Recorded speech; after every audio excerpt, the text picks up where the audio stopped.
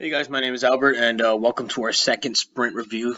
Today I'll be talking about the different user stories that we were able to accomplish during our second sprint, and we'll also be talking about our progress in terms of whether or not we met our acceptance criteria, and I'll also be talking about if we achieved our sprint goal. So let's get started for the sprint review. Yeah, so as you can see, we're using digital experiences, so that we can have a good setup for the UI. But before we get into that, I wanted to give you guys an update from our previous sprint. We had an update that we wanted to make regarding the domain class diagram. So let's go to that.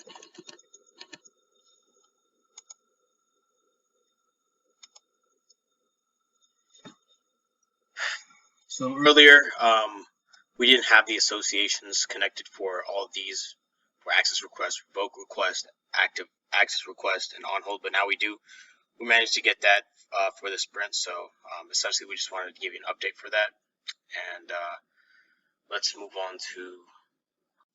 So our one of the use cases that we had for the sprint was to manage access requests through community, and essentially the requester must be able to view and update access requests through community based on like the permission level. And same with the data steward. So they must also be able to view and update access requests through community based on a certain permission level. So what I have here is a user that we have created, and her name is Skylar White. It's a Breaking Bad reference. If you haven't watched it, you gotta definitely go watch that. But in this scenario, Skylar White would be a data steward, and we did go through a whole setup process. So I'm gonna enter a password here.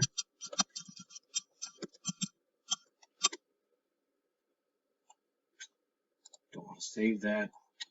And to get to the site, I know there's like a little bit of a discrepancy right there, but we're gonna work on making that so when she logs in, it'll automatically take us to this page. So this is what we have so far. UI is not completely developed, but we have the logo here, and this is her user information, and this is her view. So like I said, Skylar White is a data steward.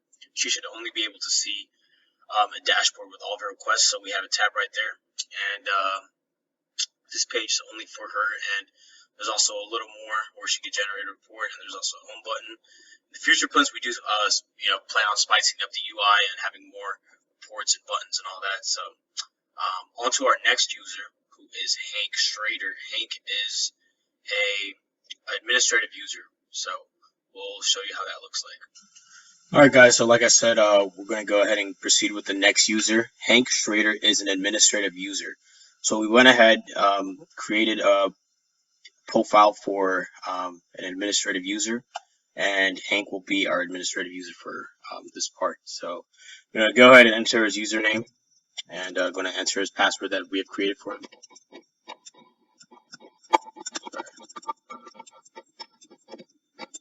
going to log in.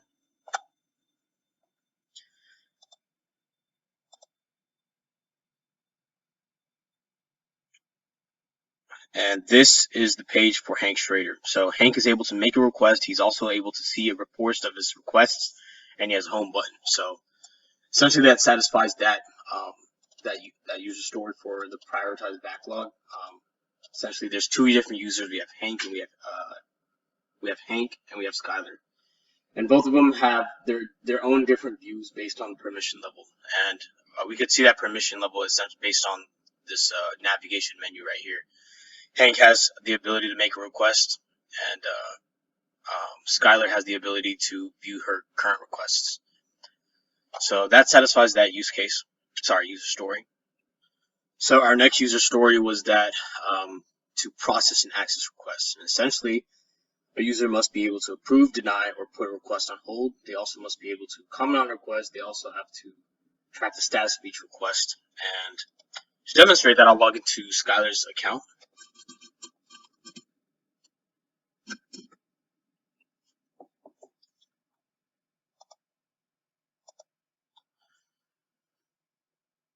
As you can see, we have a request with we have a tab on the navigation menu that says all requests. We'll go ahead and click on that.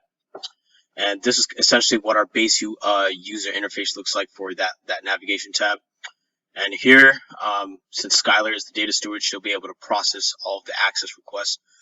Right here, you you see a section where she's able to track her access requests. So these are two current access requests that she has received, and here she could track her request decisions. And right here it says it's a place where you can easily track those decisions. So if she wanted to approve or deny or put it on hold, she could just simply click on that.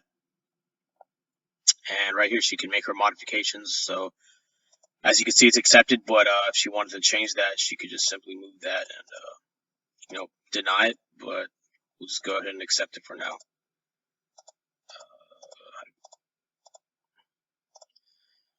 So yeah, that essentially satisfies that user story for this. That satisfies the acceptance criteria for this user story. One thing that we want to consider is that she must also be able to release a hold on request, and we haven't. That's the one acceptance criteria that we haven't satisfied yet.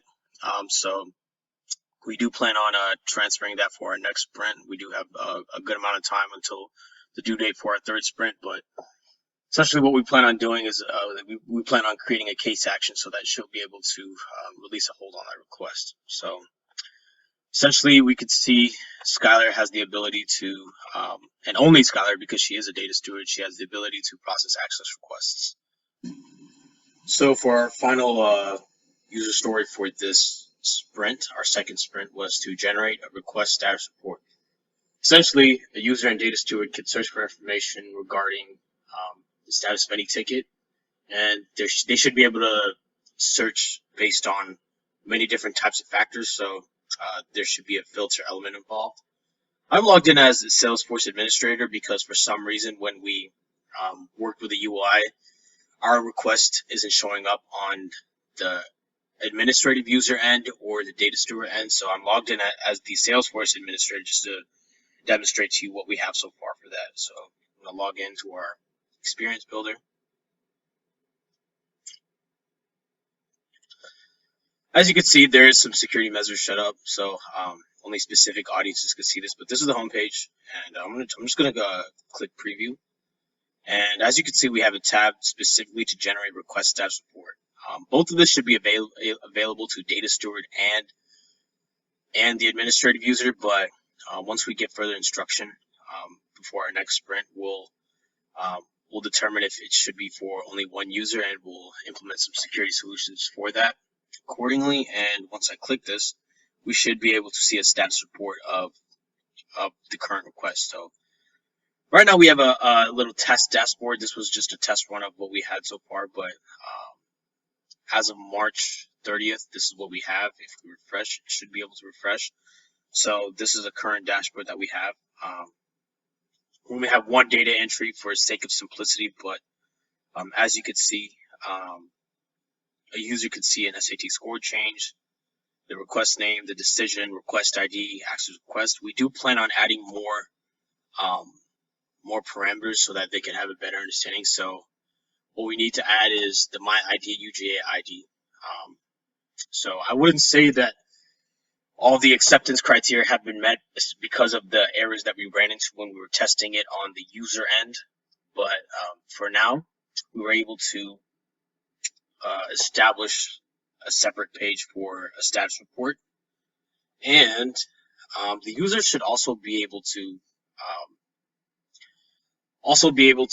check the status of other requests by filtering, and they should be able to search on that list using this right here.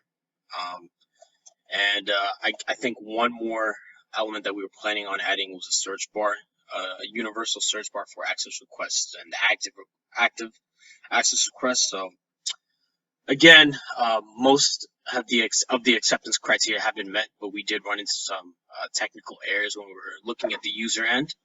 But we do planning on addressing that error for our third sprint. Sorry, before our third sprint. So overall, our acceptance criteria have been met, but we do need to troubleshoot some of the errors that we run into. So finally, to assess our project as a whole based on our progress, I was able to complete each user story. Well, I wouldn't say complete, but we were able to address each user story and establish a good foundation of what we had. So again, we had to process access requests, generate the request status report, and manage access requests through community. And there was a lot of security involved for managing access requests through community, but I think where we ran into a little bit of trouble was generating the status report. For some reason, like I mentioned before, when we were looking at the user end, they weren't able to view a copy of the request status report, but on the developer end, we were able to do that. So we do plan on troubleshooting that area, and hopefully we can address that before our third sprint. And so to assess it overall, I would say we met most of our acceptance criteria with a few exceptions, but we do plan on addressing those missed acceptance criteria for our future sprint. And hopefully we do get some guidance from our product owner as well. But overall, what we have for our second sprint sets a good foundation for what we have for our third sprint. So this sprint and our future sprints are really intensive with user interface and other technical functionalities, but overall, I'd say we're in a good spot to tackle our third sprint. And so again, thank you so much for listening, and we are looking forward to the next sprint.